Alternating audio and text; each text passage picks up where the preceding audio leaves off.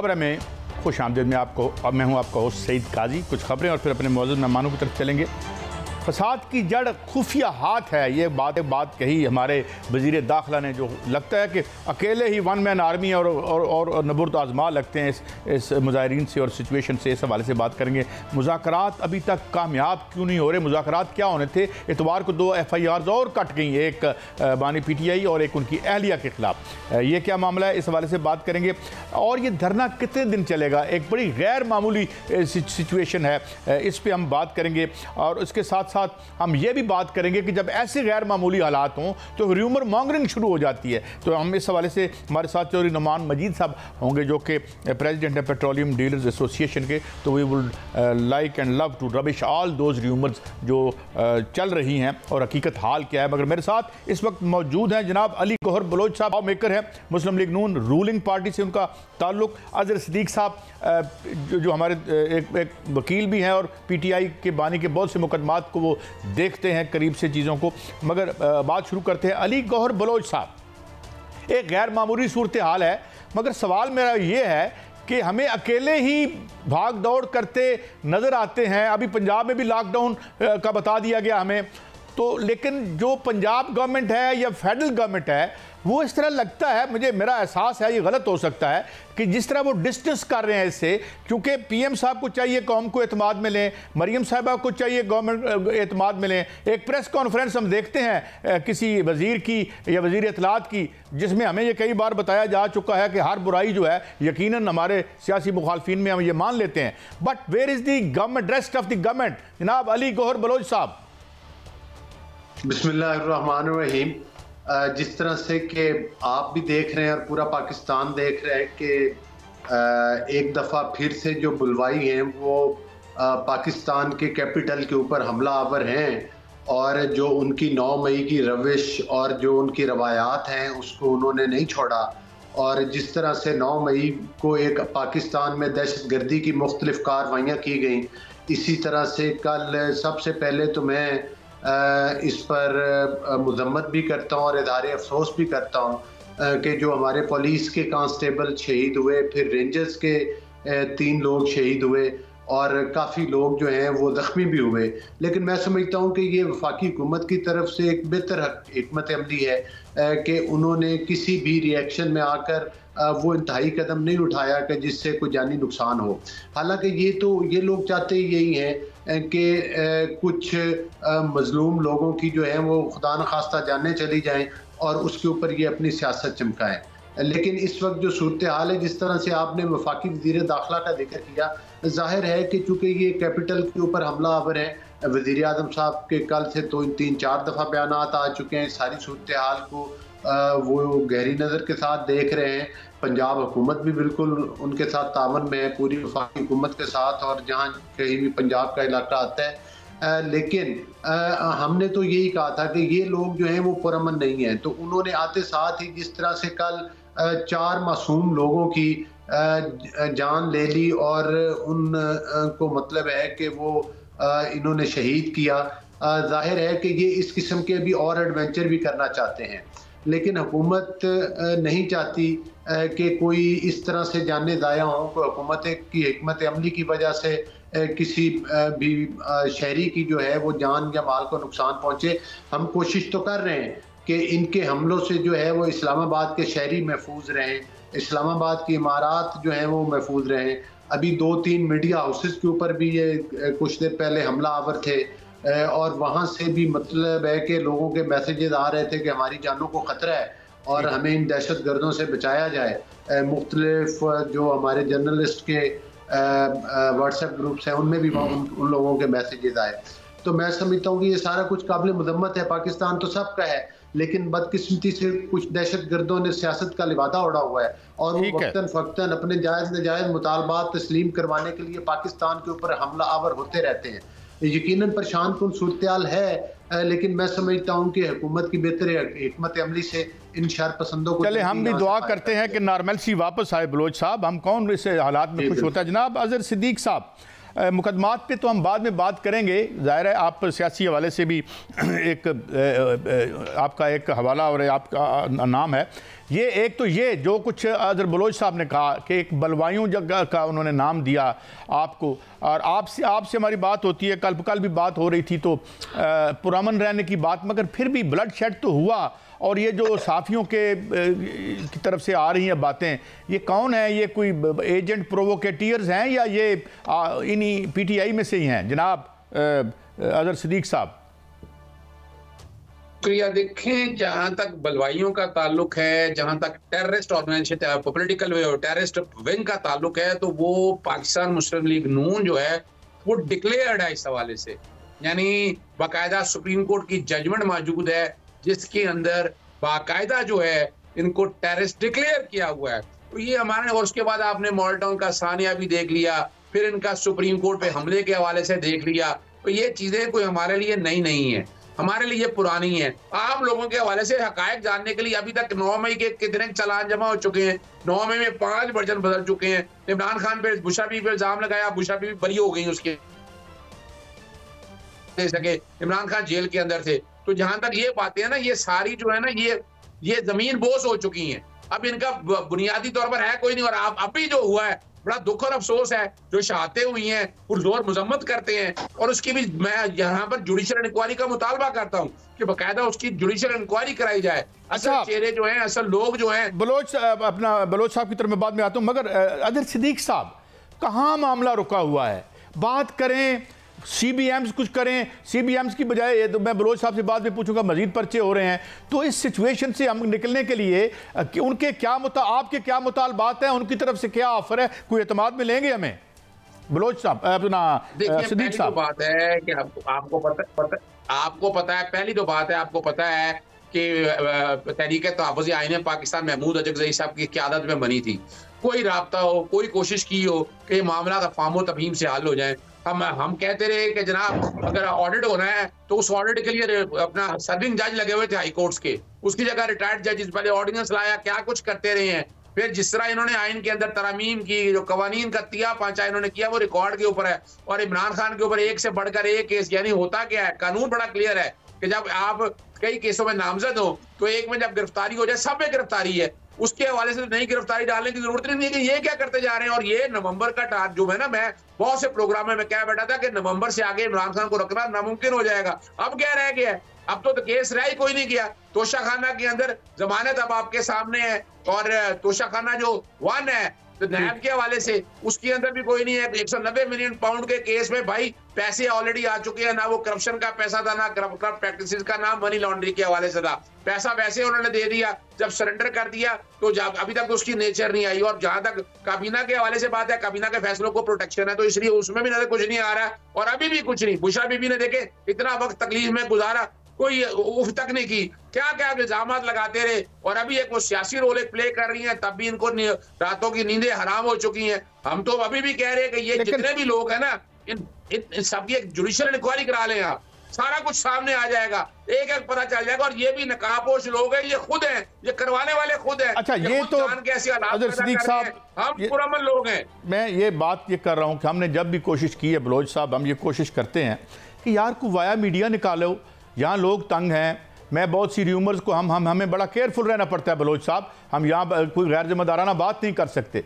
तो अब जो ये कुछ थोड़ा बहुत, क्योंकि मुझे लगता है कि जो एक लोग हैं, 2 किस्म के लोग हैं आपकी गवर्नमेंट में, एक तो डायरेक्टली इलेक्ट होके आए हैं, मुतनाज़ा हों या ना हों, वो मुझे इतने एक्टिव नहीं लगते, क्योंकि सियासी लोग जो हैं सियासी अंदाज में चीज़ों को हल करते हैं। ये जो इल्ज़ामात दर इल्ज़ामात, तो they are not going to take us anywhere. Baloch साहब देखिए, बात यह है कि एक कमेटी बनी जिन्होंने इन लोगों के साथ इनकी जो मतलब है कि लीडरशिप है इनकी फ्रंट लाइन की, उनके साथ मुज़ाकरात हुए, फिर इनको एक जगह मुख्तस की गई। लेकिन जाहिर है इनके अज़ाइम तो और हैं। वो जो नकाब पोश खातून जिसको ये कहते थे कि गैर सियासी, हम तो पहले से कहते थे कि ये बिल्कुल सियासी है और इसने पंजाब में और पाकिस्तान में बड़ी लूट मार की है और बड़ा नेक्सस बनाया है फरागोगी के जरिए पीरनी साहबा ने। फिर वो मैं समझता हूँ कि नहीं, बात अब मुकम्मल होने देना, आपको तकलीफ हुई है लेकिन नहीं चले बलोच साहब को बात करने दें। बात सुने ना बलोच साहब। सिद्दीक साहब, आप चीखे नहीं, मेरा मौकफ आने दें, उसके बाद आप अपना मौकफ दे लीजिए। मौकफ क्या है? देखिए बात ये है कि अच्छा वो बात पूरा टाइम दूंगा मैं दोनों हजरात को पूरा टाइम दूंगा। ये तुम्हारा झूठ भी कोई नहीं सुनेगा मिस्टर अजहर सिद्दीक, तुम्हारा झूठ भी कोई नहीं सुनेगा। बात मुझे पता है, मैं कहता हूँ बारी दोनों बातें आ जाएंगी। तुम्हारी दुम पे मैंने पाँव रखा है, 2500 नहीं। अब मेरी बात आराम से सुन लो तुम। आप सीरियस बात हो रही है, मुल्क को कैसे निकालना है? दुम पे पाँव रखा है। अच्छा मैं ये कह रहा हूँ यार, गुफ्तगू अब बात सुनो, जो पिंकी पीरनी और फरागोगी के नेक्सिस को पूरी दुनिया जानती है, तुम कैसे जुड़ला सकते हो? उसने नहीं यार, अच्छा लेट मी इंटरवीन। मैं बलोच साहब, इसको कौन है? बलोच साहब एक है, ये आराम से बात सुने। अब बलोच साहब आपकी बारी है, क्या जरूरत है? मैं यही कोशिश कर रहा हूँ। नहीं अजहर सिद्दीक साहब, I will give you ample time to answer this. मगर बलोच साहब, मैं एक सवाल इनकी तरफ से कर देता हूँ। अरे भाई, अगर ये सब कुछ हुआ है तो वो केसेस कहाँ हैं? अगर उन्होंने अपना फरागोगी के साथ पैसे बनाए हैं तो केसेस तो कुछ और कॉन्स्पिरेसी के बन रहे हैं। करप्शन का तो कोई केस उन पे आप हुकूमत नहीं बना सकी इतने अरसे से। बलोच साहब अब आप मुकम्मल करें, फिर मैं जवाब। तोशा खाना के केसेस हैं। फरागोगी को पिंकी पीरनी और इमरान नियादी ने उसकी जेबों में अरबों रुपए डाल के बनी गाला से खसूसी जहाज के जरिए फरार करवाया और उनको इस मुल्क से भगवाया, और आज तक उनको किसी अदालत के सामने पेश नहीं किया, क्योंकि वो इनको खदशा था कि वो इनके खिलाफ वादा माफ गवाह बनेगी। 6-6 कैरेट की अंगूठियां यही पिंकी पीरनी मांगती रही। यही पिंकी पीरनी, हमारा तो नहीं, इनकी अपनी पार्टी का मसला है, लेकिन वो न्याजी की बहनों को ट्रक से धक्का दे के अब खुद चढ़ गई है सियासत। नहीं बात वही ना बलोच साहब, केसेस क्यों नहीं इंस्टीट्यूट किए आपने? केसेस क्यों नहीं किए? ये केसेस तो बने, केसेस तो तोशा खान आपने देखा नहीं कि दुकानदार के बयानात आए जो इन्होंने। सर वो आप वो यार बलोच साहब, वो मैं दुकानदार देखा हमने, वो जो आया था कहीं ना कहीं से इनकी सहूलतकारी जरूर हो जाती है, लेकिन उसका मतलब ये तो नहीं कि ये डाकू नहीं है। फॉरेन फंडिंग केस आपके सामने है, फिर ये जो वो लिफाफा लहराया था काबीना के अंदर, वो केस भी सारों के सामने ओपन एंड अरबों रुपए की करप्शन का केस है। गुजारिश करने का मकसद ये है कि आज वो पिंकी पीरनी इमरान खान की बहनों को टांग मार के ट्रक से नीचे उतार के खुद चढ़ गई, जिसको कल तक ये गैर सियासी कहते थे, घरेलू खातून कहते थे। वो घरेलू खातून नकाब पहनकर आज वो कहती है कि पार्टी का देखें बलोच साहब विद ड्यू अपॉलॉजी, घर की लड़ाई है, देखें इससे लेना देना नहीं है। नहीं देखें सियासत तो तमाम मुअज़्ज़ज़ ख़वातीन कर रही हैं, मरियम साहिबा कर रही हैं, तो उन पर भी उन पर कोई पाबंदी तो नहीं है। हमें उनकी सियासत करने पे कोई इतराज नहीं। हम तो कहते हैं कि वो सियासत कर रही हैं। हम तो तब भी कह रहे थे जब वो पंजाब में लूट मार कर रही थी कि वो सियासत में इन्वॉल्व है। हम तो तब भी कह चलें, ये तो आपने पॉजिटिव बात की, मगर बलोच साहब आप मेरे साथ रहिए, आप मेरे साथ रहिए। जो गुफ्तगू अली गौर बलोच साहब की जो चार्जेस थे, जाहिर है डेमोक्रेटिक राइट है हर किसी का, वो जवाब दे वापस आएंगे। ये बात तो बलोच साहब ने मानी कि हर खातून हमारे लिए मौजूद है और उसका सियासत करना इतना ही हक है जितना किसी मर्द का। एक ब्रेक के बाद वापस आते हैं। अजहर सिद्दीक साहब आपसे आपका टेक लेंगे और बात को आगे बढ़ाएंगे और दीगर मौज़ूआत पर जाएंगे। हमारे साथ रहिए।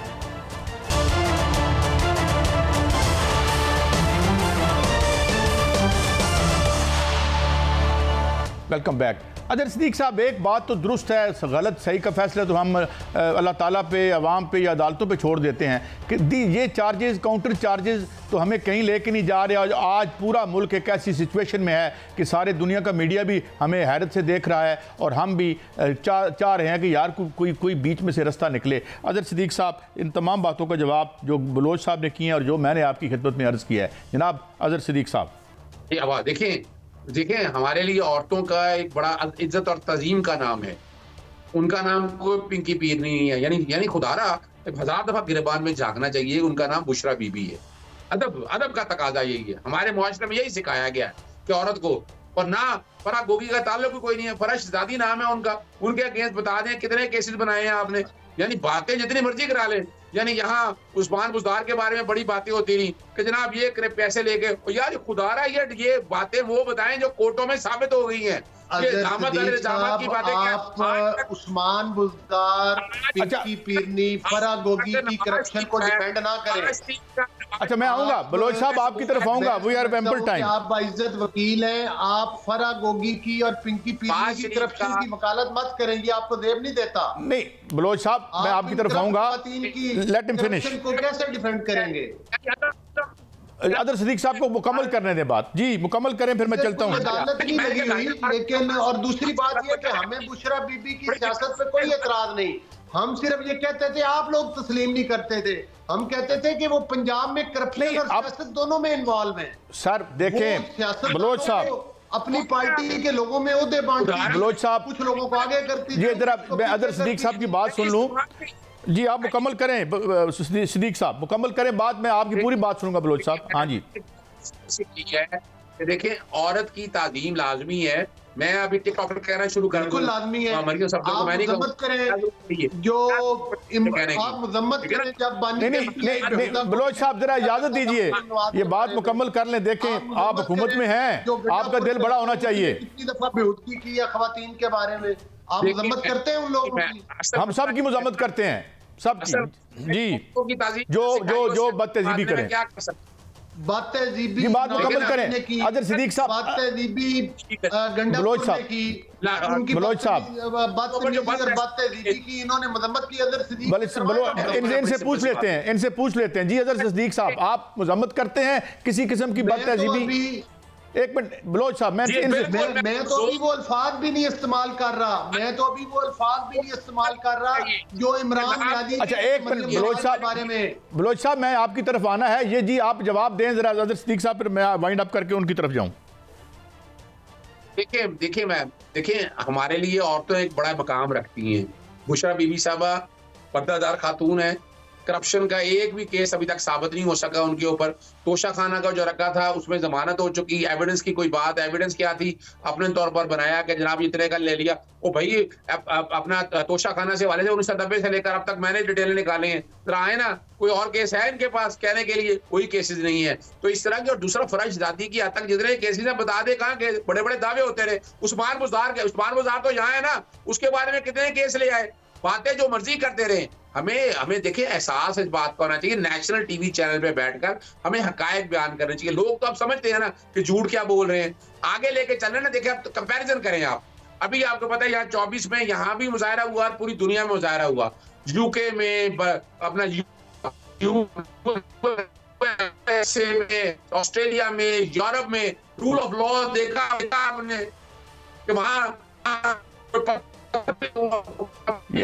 मारा गया, खंदकें नहीं खोदी उन्होंने, कंटेनर के पहाड़ नहीं खड़े किए।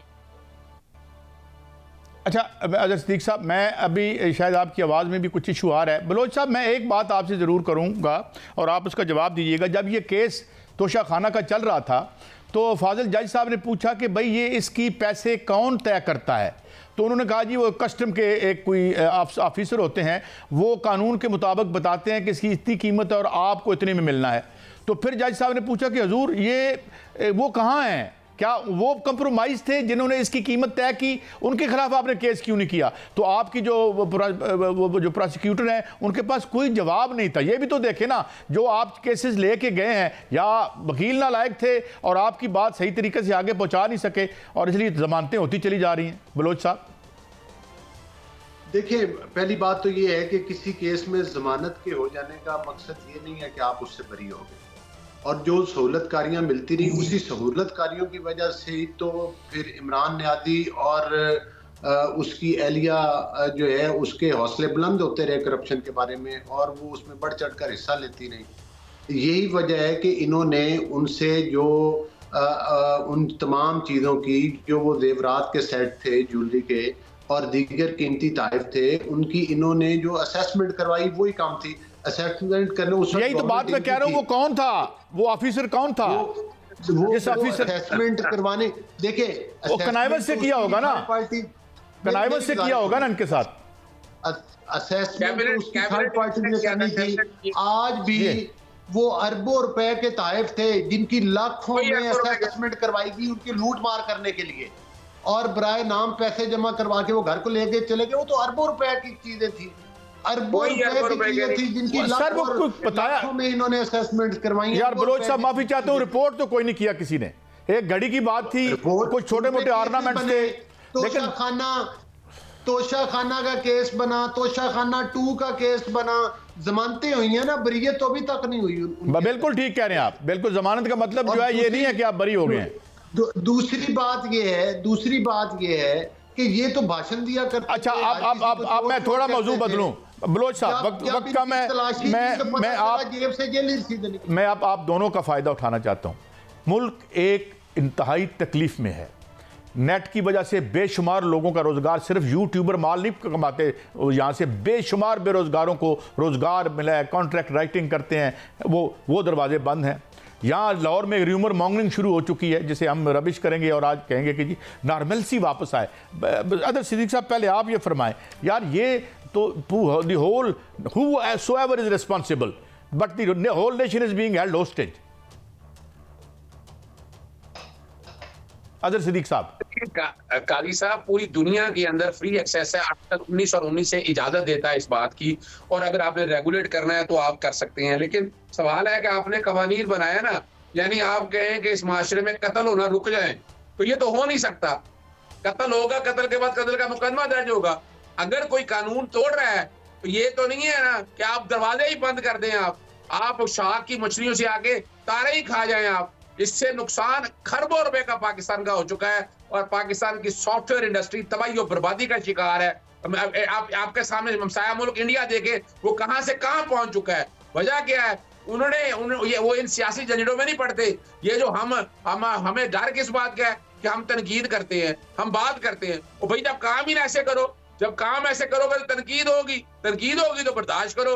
और अगर जुर्म बनता हुआ, मुझे बताएं अभी तक क्या किया इन्होंने, तो इस तरह बाकी लोग जो कर रहे हैं उसके मुताबिक बनाए। लेकिन इस मुल्क की इंडस्ट्री को जो आपने अब क्या है वीपीएन लगा के, अच्छा वीपीएन को भी बंद करने के हवाले से ट्विटर फरवरी से बंद पड़ा हुआ है। मिला क्या है? पाकिस्तान अंधेरों में जा चुका है। पाकिस्तान को 3rd ग्रेड कंट्री कहा जा रहा है कि जहां पर आप यानी मॉडर्न दुनिया के साथ आंखों से आंखें नहीं मिला सकते हैं। और आपका वजीर आजम वीपीएन इस्तेमाल करके ट्वीट करता तो क्या करेगा? इस मुल्क को अगर आगे लेके जाना है तो हल बनाए, ऐसा इस मुल्क को आगे लेके जाएं, अंधेरों में मत डुबाएं। ऐसे लग रहा है जैसे अफ्रीका के किसी मुल्क में हम रह रहे हैं। पाकिस्तान को अफ्रीका बना दिया उन्होंने, उससे भी 3rd क्लास कंट्री बना दिया इन्होंने। यार चले, हम ये लफ्ज़ तो अपने मुल्क के लिए नहीं कह सकते, और हमें तो इसे मोहब्बत है, मेरा मुल्क नस्लों की खुशबू में जिंदा रहे, मैं रहूं ना रहूं, जिस तरह जिलानी कामरान साहब कहते थे। बलोच साहब, एक बात तो है, opposition government highly mismanage country है, ये बेशुमार इसकी रिसोर्सेज हैं, बेशुमार इसकी पॉसिबिलिटीज़ हैं। कभी लगता है कि आपकी तरफ से ओवरकिल हो रहा है, यानी ज़रूरत से ज़्यादा ताकत का इस्तेमाल। आएँ, गुजरें, जुलूस निकालें, तकरीर करें और घर चले जाएं। तो हमने खुद ही एक हड़ताल की कैफियत पैदा कर दी है। एक राय ये भी है, इस पॉलिसी को आप कैसे देखते हैं as a government law maker? देखिए, बात यह है कि जो इन लोगों ने 9 मई के वाक़यात की, और सिर्फ 9 मई के नहीं, उससे पहले जब धरने किए थे, जब पीटीवी के ऊपर ये हमलावर हुए थे, जब इन्होंने असम्बली के जंगले तोड़े थे, जब इन्होंने सुप्रीम कोर्ट के इर्द गिर्द कब्रें खोदी थी, फिर उसके बाद आपने देखा कि एक दफ़ा सुप्रीम कोर्ट के अंदर इन्होंने अंडरटेकिंग दी, और उसके बावजूद इन्होंने इस्लामाबाद में आग लगाई, इस्लामाबाद के ग्रीन बेल्ट्स में आग लगाई। आज भी जिस एहतजाज को पुरअमन कह रहे थे, 4 लाशें ये गिरा चुके हैं, मीडिया हाउसेस पर हमले कर चुके हैं, पुलिस और लॉ एनफोर्समेंट के लोगों के ऊपर हमले ये कर चुके हैं, और अभी जो कुछ इन्होंने करना है वो किसी को अंदाजा नहीं अगर इनकी रस्सी ढीली छोड़ दी जाए। तो बात करने का मकसद है कि जिन लोगों ने पेशावर के रेडियो स्टेशन को जला दिया था और मोटरवेज को, उनको आप इतनी ढील दे दे, फिर आपने मीडिया पे बैठ के कहना है कि किसी ने रोका नहीं। जब इन्होंने कोर कमांडर हाउस को आग लगाई और उसकी ईंट से ईंट बजाई थी, आपको याद है मीडिया पर किस बात पे तनकीद होती थी? आप जर्नलिस्ट ही सवाल करते थे कि भाई आपने रोका क्यों नहीं? इन लोगों को तो आपने खुली छुट्टी दे दी, आगे जाने दिया। आज रोका है तो आपने देख ले कि इन्होंने 4 बंदों को मौत के घाट उतार दिए, शहीद कर दिए, और बाकियों की तरफ। अच्छा बलोच साहब, आपसे सवाल है, आपसे सवाल है, नहीं है आपसे सवाल है, फिर मैं आगे बढ़ूंगा। बलोच साहब, एक जगह तय करें और इनको आने दें, बेशक शहर से बाहर हो, जल्द से निकाले, एक दिन का टाइम दे दें। आप हुआ मतलब ये देखें ना, इधर से भी मिसमैनेज हुई है कि भाई आओ करो, 5 घंटे 10 घंटे लो एंड प्लीज गो होम। जब जब जितनी रेस्ट्रिक्शन लगाई इतना ही मुसीबत बनी। बलोच साहब नहीं, देखे बात यह है कि इनको जो कल परसों से बात हो रही, इनको जगह मुख्तस करके दी, मीडिया के ऊपर भी आकर बताया, फिर ये उस जगह को लेने के लिए तैयार नहीं है, उधर बैठने के लिए तैयार नहीं। उसकी वजह ये है कि ये पाकिस्तान में आग लगाना चाहते हैं, पाकिस्तान के कैपिटल इस्लामाबाद में, वहां पर ये खून की होली खेलना चाहते हैं। अगर एक आपने बड़ा अच्छा मशवरा दिया है, ये चीज कल 3 दिन से डिस्कस हो रही है। अगर ये किसी जगह पर पुरअमन बैठ जाएंगे तो फिर इनके वो मकासद तो हल नहीं होंगे कि मुल्क में खून की होली नहीं खेल सकेंगे, मुल्क में आग नहीं लगा सकेंगे। ये तो आग लगाने के लिए आए एक। अच्छा, मैं आपसे बरसबील तज़किरा ये कह दूं कि कल हमारे साथ इनके सेंट्रल जो सेक्रेटरी इंफॉर्मेशन थे शेख वकार अकरम साहब, उन्होंने हमारे प्रोग्राम पे कहा कि यार हम एक तीला भी नहीं तोड़ेंगे, हमें जाने दें, बिला वजह रास्ता ना रोके, हम अपनी तकरीरें करेंगे, मुतालबात रखेंगे और वापस। ये उन्होंने 4 आदमियों की लाशें तो गिरा चुकी हैं, इससे बड़ा क्या सबूत है? मैं यही तो कह रहा हूं कि अगर इतनी रेजिस्टेंस शायद ना होती तो ये भी शायद बच सकता था। बहरहाल ये मेरी राय गलत भी हो सकती है। हजूर अजहर सिद्दीक साहब, अब आप ये सारी गुफ्तगू आपने सुनी, इतना मिसट्रस्ट क्यों है आपके बारे में? आप एक पॉलिटिकल पार्टी हैं, आप असेंबली में भी मौजूद हैं और जो सीटें आपको मिली हैं वो उनको देखते हुए भी आप लार्जेस्ट पार्टी हैं, व्हाई दिस मिसट्रस्ट? देखिए काजी साहब, वजह उसकी बुनियादी वजह ये है कि ये तिनकों के सहारे पर हुकूमत खड़ी है। फॉर्म 45 और 47 खुल गया, जो बातें बड़ी करते थे, उसके बाद ये हुकूमत ठहरेगी कहाँ? मुझे तो पता है कि ये कोई एहतजाज यानी ना कानून के मुताबिक, जिस तरह कानून के साथ खिलवाड़ किया इन्होंने, जिस तरह कानून में तरमीम की इन्होंने, ऑर्डिनेंस लेकर आए, रिटायर्ड जजेस लगा लिए ट्राइब्यूनल के हवाले से, कई हाजिर सर्विस जज जो है ना वो आइन और कानून की पासदारी ना कर दें। आपके सामने जब देखा कि ये हालात नहीं बन रहे हैं उनके पास, फिर इन्होंने आइन के अंदर जो खिलवाड़ किया, तो आप 2/3 अक्सरियत लेकर उस आइन में अपनी मर्जी की सुप्रीम कोर्ट कॉन्स्टिट्यूशन बेंचेस बना दिए ना इन्होंने, आपके सामने है ना, वो सुप्रीम कोर्ट को कंट्रोल कर लिया। हाई कोर्ट में अब तक कॉन्स्टिट्यूशन बेंचेस क्यों नहीं बनाए? लाहौर हाई कोर्ट में बताएं ना जरा। एक तो बन गया ना एसएससी, उधर पेशावर में तो बन गई, मेरे ख्याल में खबर तो आ रही थी। नहीं, उन्होंने केपी के मैं बताऊं आपको, मैं वो जो वजह हम 26वीं आनी तरमीम को नहीं ना मानते ना, बताए ना, लाहौर में भी तो बनाए ना, या खत्म करें सुप्रीम कोर्ट के अंदर। आप कितना वक्त लगाया सिंध हाई कोर्ट के अंदर बनाने के लिए? भाई आप अगर चाहते हैं कि आइन और कानून की पासदारी हो तो आइन और कानून सबके लिए बराबर है, और हमारी डिमांडें कोई भी गलत नहीं है। मैंने आपके सामने, मैं 6 महीने हो गए हैं, मैंने कहा था इमरान खान साहब नवंबर से आगे ले जा नहीं सकेंगे टारगेटेड चीजों को। अब कुछ नहीं किया इमरान खान के अगेंस्ट। इमरान खान के अगेंस्ट 8 केसेस हैं 9 मई के, उसमें 4 में जमानत हो चुकी है, तो बाकी के अंदर जमानत हो जानी है। कुछ हमारी तो अर्ज ये है अजहर सिद्दीक साहब, हमारी आप अगर मिल के दोनों और जो, तो फिर यह है दुनिया में मुज़ाकरात ही एक चीज़ है। बहरहाल इतनी एक्सट्रीम पोजीशंस पे जा चुके हैं कि हमें भी कभी कभी खौफ आता है। ये सिचुएशन है, हम आपके सामने सिचुएशन ही रखते हैं एज अ जर्नलिस्ट। हम we can hold up a mirror to what's happening in front of us, तो वही हम दिखाते हैं। अल्लाह बेहतरी की हमें तौफीक दे। ब्रेक है, ब्रेक के बाद हाजिर होंगे तो बात करेंगे कि फजूल र्यूमर मॉन्गरिंग्स को we should not pay attention. एक ब्रेक के बाद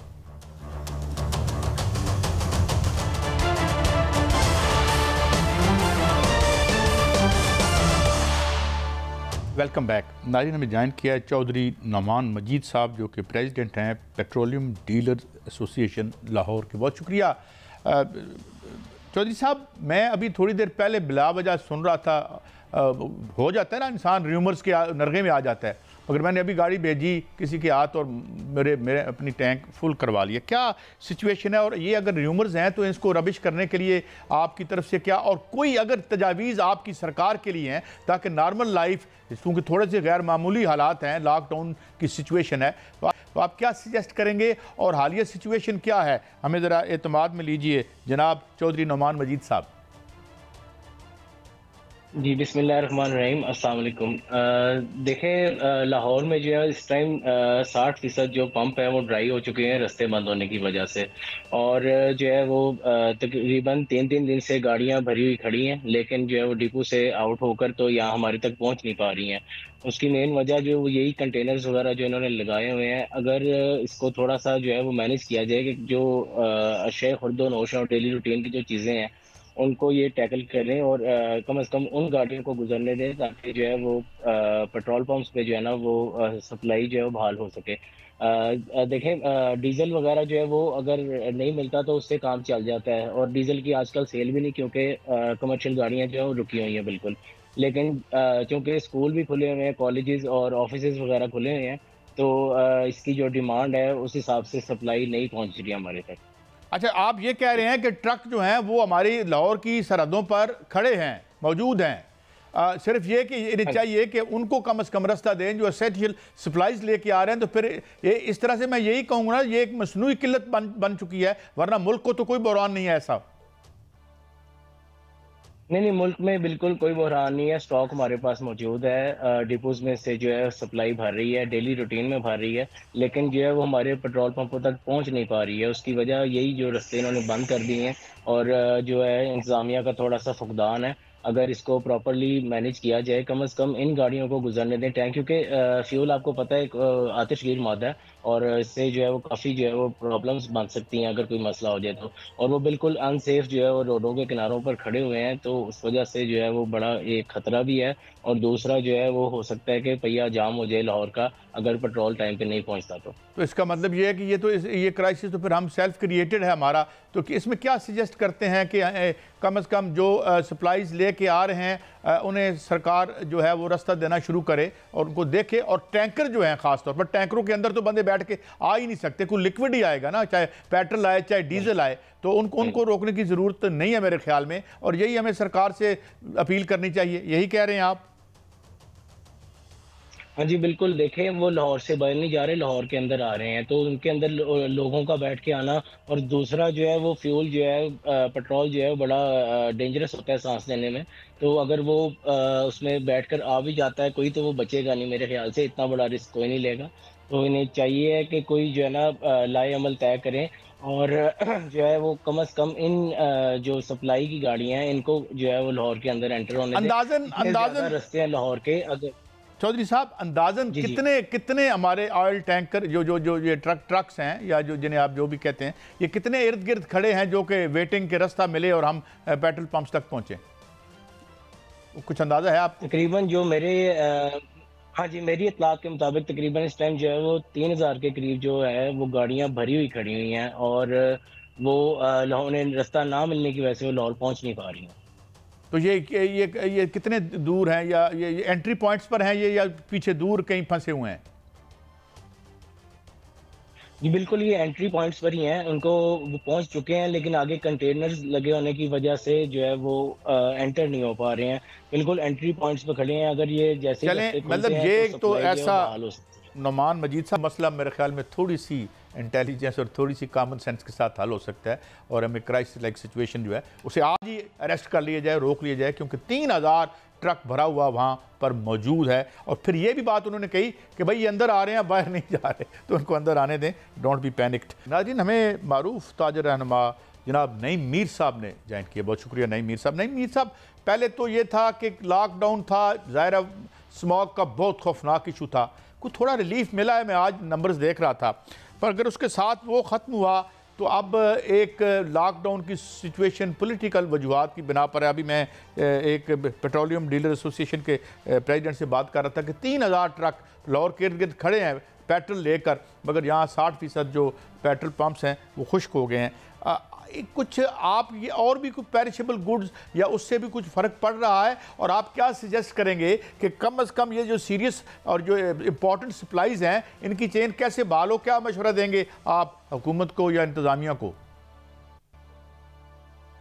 देखें, बात ये है कि ये जो एहतजाज है ये नज़र आ रहा है कि ये प्रोलॉन्ग होगा और ये भी नज़र आ रहा है कि इसका स्पिल ओवर इफेक्ट भी आएगा। यानी अगर ये एहतजाजी जो हैं ये वहाँ जाकर बैठ जाएंगे और फिर ये पूरे मुल्क से लोगों को दावत देंगे कि डी चौक पहुँचें तो ये पूरे मुल्क के अंदर ये एक्टिविटी दोबारा स्टार्ट हो जाएगी।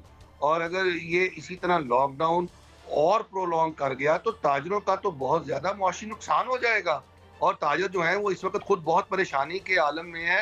एक तरफ तो आपने अशियाए ज़रूरिया की बात की और एक तरफ आपने पेट्रोलियम की बात की, पेट्रोलियम आइटम्स की बात की।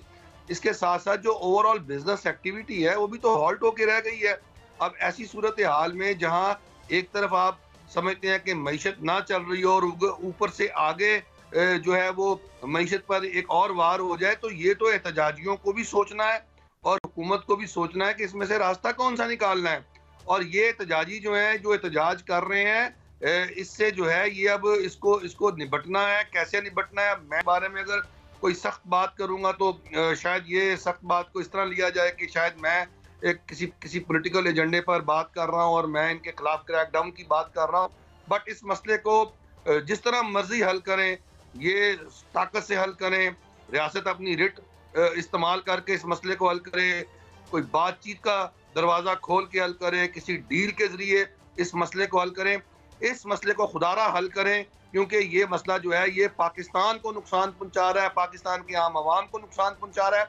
और ये मसला जितना ज़्यादा प्रोलॉन्ग हुआ उससे तमाम सप्लाई चेन टूट जाएगी और अशियाए ज़रूरिया और दीगर अशिया की किल्लत भी होगी और ताजरों के साथ जो है उनका मुआशी नुकसान भी होगा।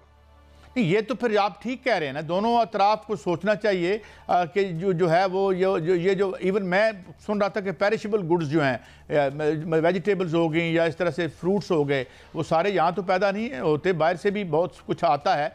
तो वो ताजरों के नुकसान के अलावा यहाँ पे अंदर लोगों का क्या हाल होगा, जो है वो अब अभी फ्यूल की बात कर रहे थे, फिर देखें अद्वियात भी सारी लाहौर में तो नहीं बनती, मेरे ख्याल में वो भी कुछ बाहर से आती होंगी। तो मेरे ख्याल में ये इन दोनों को बैठ के कम से कम इस पे तो सोचना चाहिए कि कम से कम जो नॉर्मल ज़िंदगी है वो मुतासर ना हो। मीर साहब जी बिल्कुल, आप बजा फरमा रहे हैं और मैं भी इसी की वकालत कर रहा हूँ और मैं आप ही के मौक़िफ़ को दोहरा रहा हूँ कि ये मसला जो है अव्वल तो पैदा ही नहीं होना चाहिए था। अगर ये मसला पैदा कर दिया गया, हो गया, जिस बना पर हुआ, जिस मजबूरी की बना पर हुआ, और ये रियासत जो है, मैं माजरत चाहूँगा, मैं बहुत माजरत चाहूँगा ये कहते हुए कि रियासत ने कमज़ोरी दिखाई है कि जो इनको डी चौक तक पहुँचने दिया है, इनको किसी सूरत डी चौक तक ना बैठने दिया जाए और आज ही इस्लामाबाद सारा खाली करवाया जाए। मेरा ये मुतालबा है, क्योंकि अगर ये डी चौक में बैठ गए तो इनकी दूसरी कॉल पूरे मुल्क के लिए चलेगी और ये पूरे मुल्क से लोगों को बुलाएंगे। तो क्या पूरे मुल्क के रास्ते और शाहराएं हम बंद करके रखेंगे? आखिरकार हमें इन शाहराओं को खोलना है। जब नॉर्मल जिंदगी के लिए इन शाहराओं को हम खोलेंगे तो ये सारे जो एहतजाजी हैं जो इस वक्त अपनी मुख्तलिफ पनाहगाहों में छुपे हुए हैं, ये सारे निकलेंगे और ये मुसाफिरों के रूप में दोबारा डी चौक का रुख करेंगे। वहां पर तो लोग इकट्ठे हो जाएंगे और फिर क्या वहां पर लाशें गिरेंगी, क्या वहां पर शेलिंग होगी, लड़ाई होगी, झगड़ा होगा, फसाद होगा। तो ये तो पूरा मुल्क जो है ये आतिश जो है, ये आग पूरे मुल्क को घेर लेगी। तो ये चीज जो है ये बहुत इस वक्त सेंसिटिव है और रियासती अदारों को और हमारी लॉ इन्फोर्समेंट एजेंसीज को बहुत सोच समझकर एक जामिया मनसूबाबंदी के साथ इन एहतजाजियों से निपटना है, वगरना जो है सूरत हाल आम आदमी के लिए बहुत खराब तर होने जा रही है। मीर साहब, ये भी बताया जाता है, एक फिगर तो हमारे वजीर ख़जाना ने दी कि 190 या करोड़ का सालाना 190 अरब का, I don't know, please correct मी, अब 190 अरब एक दिन में जो लॉस है, तो उसमें आप देखें कि कितना जो है वो अगर उनको जमा कर लिया जाए तो पहले ही हमारी जो हालत है मैशत की वो आपके सामने मीर साहब, तो वो कौन होश के नाखुन ले। देखें 375 अरब डॉलर की हमारी टोटल जीडीपी है। अगर इसको 365 दिनों पे डिवाइड कर लें आप, तो एक दिन का $1 बिलियन से ज्यादा का तो जीडीपी का नुकसान बनता है। हमारा 13,000 अरब रुपए का हमने रेवेन्यू इकट्ठा करना है। एक दिन का हमारा जो रेवेन्यू होता है एफडीआर का, वो तकरीबन 30 अरब रुपए के 30 से 40 अरब रुपए के बीच में होगा, तो वो हमारे उसका नुकसान होता है। इस वक्त हमारी एक्सपोर्ट जो है, हमारी इंपोर्ट जो है, जो हमारी जो ऑपरेशंस हैं पोर्ट के, वो रुके हुए हैं, वो नहीं हो पा रहे। इस वक्त हमारा ऑनलाइन बिजनेस सारे का सारा तबाह बर्बाद हो गया है, क्योंकि इंटरनेट नहीं चल रहा, डाटा नहीं अवेलेबल, कहीं सुस्त है, कहीं वो बिल्कुल ही वो चल नहीं रहा। तो ये कोई कारोबार, कोई काम इस वक्त होने को नहीं है, ना हो पा रहा है। और ये पूरी की पूरी जो तिजारती और मुआशी सरगर्मियां हैं वो तो हॉल्ट होके रह गई हैं। जिम्मेदार किसको ठहराएं? जिम्मेदार तो ये निज़ाम है। फिर रियासत ने हमें इनसे निजात दिलानी है। अगर इनका बुनियादी हक है कि ये इज़हार राय की आज़ादी रखते हैं, ये असेंबल होने की और एहतजाज करने की और ये इज्तिमा करने की आज़ादी रखते हैं ये एहतजाजी, तो मैं ताजर हूँ, मेरी आज़ादी कहाँ है कि मैं नकलो हरकत कर सकूँ, मैं ट्रांसपोर्टेशन कर सकूं आज़ादी के साथ, मैं अपनी तिजारत कर। आपने बहुत सब बात की कि बहरहाल जो भी है, आप पॉलिटिकल एरिना में पार्लियामान इसलिए होती है, जलसों के लिए जलसा गाहें भी होती हैं, और इस गैर मामूली सिचुएशन से हमें निकाला जाए, क्योंकि फिर ये हालात इस तरह से कंट्रोल, जिस तरह ये बता रहे हैं, और नुकसान जो हमने वसूलियाँ करनी है, जो हमने पैसे आगे देने हैं, so I hope and this hope के साथ कि बेटर सेंस वुड प्रिवेल। मुझे इजाज़त दीजिए, कल फिर मिलेंगे। अल्लाह हाफ़िज़।